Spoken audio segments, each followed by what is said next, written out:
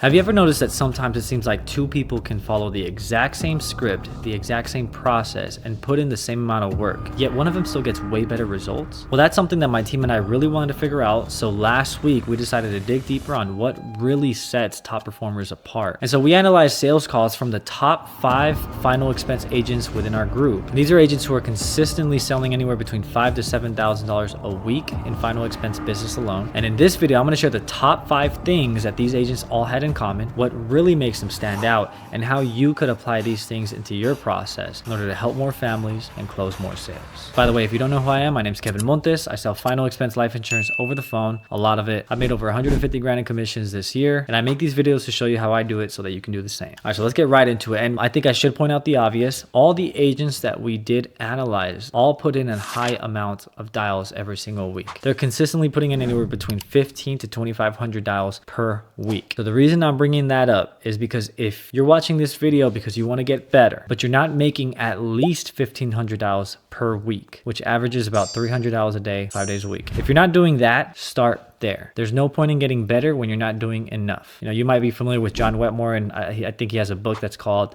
Do More Now, Get Better Later. I 100% agree with that concept. So with that being said, the reason I decided to make this video specifically, because I did actually have at least one agent in my group who had been putting high amounts of activity consistently. Like this guy was doing like $3,000 a day or something, like 2,500 to 3,000, and wasn't really getting results. And it's the first time that I had ever seen that. And so, you know, he shows up to the same trainings that every other agent does. He's putting in more activity than really any of us. He uses the same script, does everything exactly the same as our top performers. But why was he not getting the same results? Well, first we had some one-on-one time with this guy, and you know, we got to sit in on some of his calls, on some of his presentations, and we found out some things that were potentially missing. But then I decided to take it one step further. Well, besides that, I mean, what is it that the top 5 producers within our group are actually doing that seems to work universally in order to get results? Tip number 1, build a connection. Well, we noticed that in every single conversation in which our top performers got a sale, every single agent took extra time to really ask questions about the prospect's family and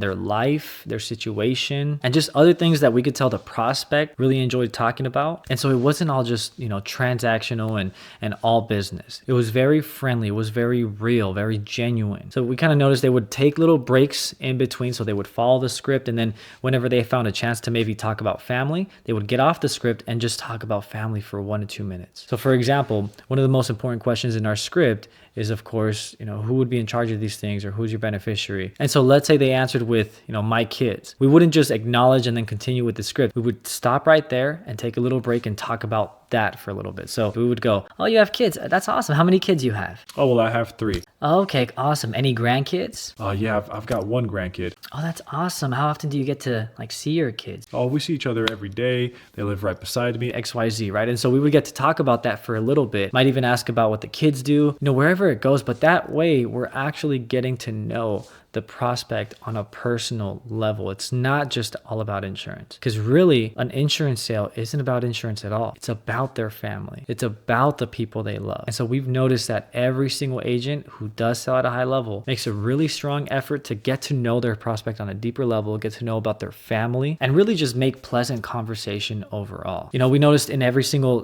presentation that resulted in a sale, there was a lot of laughter going back and forth. So making your prospect laugh is also a good indicator that, you know, it's going to go well. And so it really just boils down to talking with your prospect in a friendly way and getting to know them, you know, on a personal level in order to make the conversation feel real and not just like a script. And one thing I almost forgot to mention on this topic too is it's not just about asking questions and having them talk about their family, but it's also reciprocating that and sharing stories about ourselves. We noticed that literally in every single call that resulted in a sale, we noticed in every single one, they would share something with the agent and we would share something back, something that somehow related to what they just shared. One agent, for example, the prospect had mentioned they just got out of prison and the agent allowed them to kind of share their story there and what it's been like, you know, ever since getting out. And then after allowing them to share that story, she shared that she had family members who had also gone through that before. And so she understands what it's like. On another call, the client's son, who was autistic or something along those lines. And so he starts talking about that and the challenge challenges that come with that, and the agent's, allowing him to share that information and just kind of, express himself.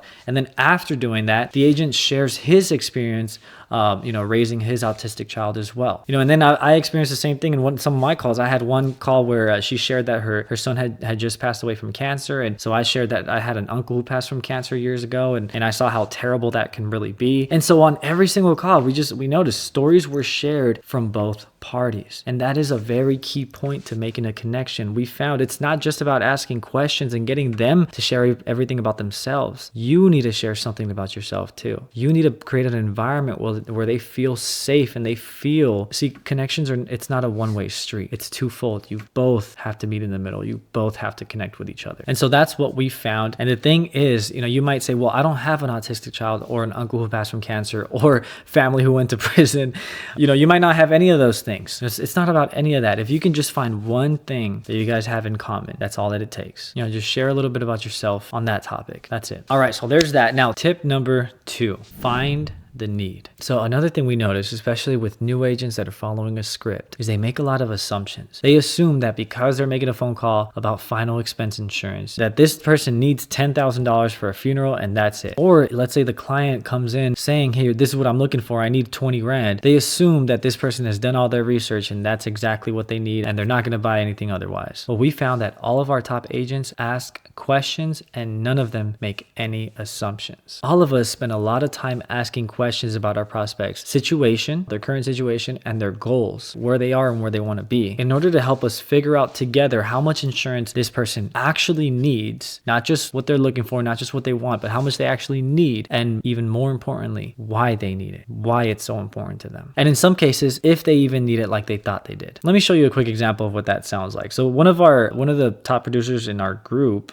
his name's Chase. He is a freaking killer, by the way. He does have his own podcast episode with the Life Insurance Academy podcast. You can look that up afterwards if you like. It's a good episode. But anyway, here's one of his calls that we analyzed and a perfect example of how, we really dig deep into the need of our clients. So, with the cremation for you, which is that's how I'm going. I think it's a great way. It's cheaper because I would rather any money that I'm going to spend go to my family, right? Not to a stupid box that I'm going to get put in. Yeah, exactly.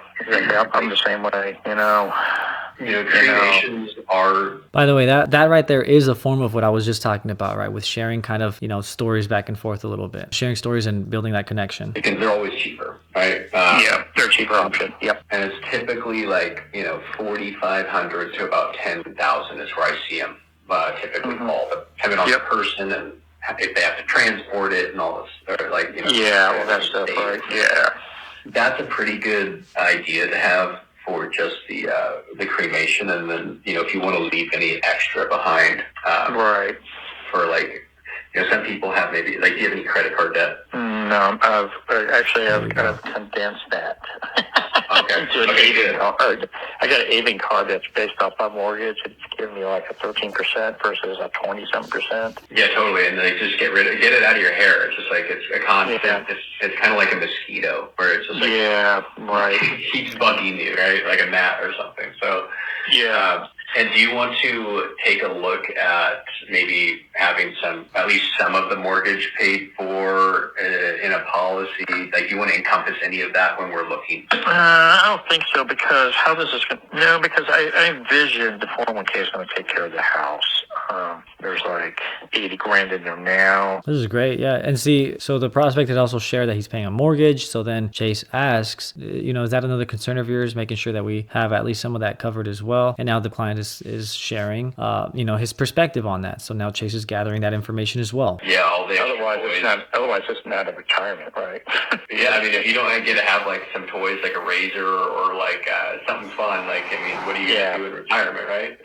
Right, you just have to have a goal of what you're doing in retirement, and All right, I think that's enough of that. But basically, I hope you got the point, right? So after understanding that the client wants to be cremated, and so getting a good cost estimate there, Chase has the client expand. Okay, well, any other expenses like credit card debt, mortgage. He also goes on to ask about any other medical bills or anything else he might need to worry about. I just didn't want to share all that because Honestly, the client was talking a lot and I just felt like it was wasting a lot of time here, but but I hope you got the point there. So in all of our conversations, we spent a lot of time trying to understand how much coverage this person actually needs, right? What expenses overall need to be covered. In another example, I'm not going to show this one because I'm actually going to make a video on it next. But in my example, I had my client or prospect at that time, he's trying to rush me through the quote and he says, I just need 50,000. And I stop him and I go, whoa, 50,000. Well, you just told me you want this for your final expenses and you want to get buried. Someone just got buried in your family and it cost them about 15 to 20 grand. Well, if that's what we need to cover this, why do you need 50,000? I mean, what other expenses do we need to cover, or where do you get that number from exactly? And we go on to talk about it and we come to realize he doesn't need 50,000. He doesn't have credit card debt, doesn't have anything else he needs to worry about. And so we ended up getting him a $20 policy to cover the burial. Now, some of you guys might be thinking, well, why wouldn't you sell that? What if they want to leave extra to the family? Why would you be downselling and lowering your premiums? Have you ever heard about chargebacks?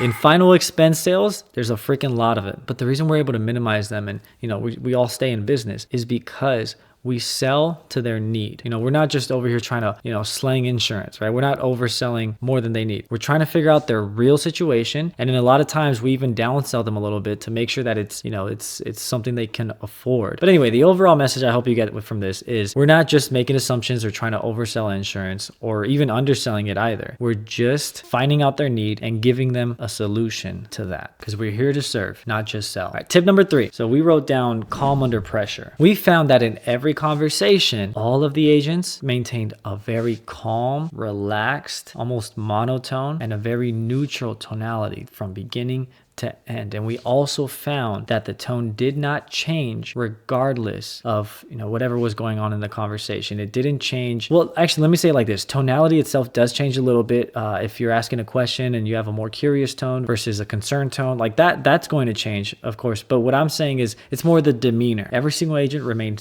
very calm and relaxed throughout the whole conversation, even when handling objections. So whenever they were presented with objections, the agents would pause for a bit and respond with the same tonality that they present with. They didn't panic. They didn't raise their voice. They didn't lower their voice. They didn't speed up. They didn't slow down. They remained exactly the same. And it seems like this allowed all of the agents to, remain in control of the conversation no matter what was happening, right? No matter what kind of objections were thrown out. So why is that important to point out? For 2 reasons. One, and I've talked about this before, but that overly enthusiastic tone that some people train and some people practice with, throw it away. Keep calm. Keep, just stay relaxed. Be chill throughout your presentation, and allow your prospects to feel safe rather than like they're being sold to. And number 2, when you are given objections, it's a very big, for lack of a better word, turn off to the prospect. When, if they do bring up a concern, if the agent starts to stutter or sound nervous or sound confrontational, that's a huge red flag to them. But if they can bring up a concern or throw out an objection and the agent stays relaxed and doesn't change their demeanor at all, it shows a different level of confidence in that other agent and makes the prospect feel like they can trust them because they're not just, they have nothing to hide. They're just having a conversation and being genuine. So being calm under pressure, keeping a very neutral tonality from beginning to end, no matter what's going on, very, very important. Number 4, collaboration. This is something that was actually very new to me. I've never realized this before. Every single agent that we listened to, everyone that's getting results, did this very subtle thing that we felt was, worth noting. We all used very collaborative language. So instead of using words like me or you, like I am or you are, like let me see what I can do, they would use words like us. Let's see what we can do. Let's see what we can find. Instead of saying something like, let me see how I can help you, they would say things like, well, let's see how we can figure this out. And it's a very subtle thing that, again, we had never noticed before, but when we were all listening to them, we all brought it up and realized the same thing, that it feels like when we use those kind of words, it makes the conversation or it makes the sale itself feel more collaborative. So that way the prospect feels more included and it feels like we're working more, with them or alongside them to find a solution rather than just making a sale. Like it's just, it's just a whole different vibe when you use those words. And so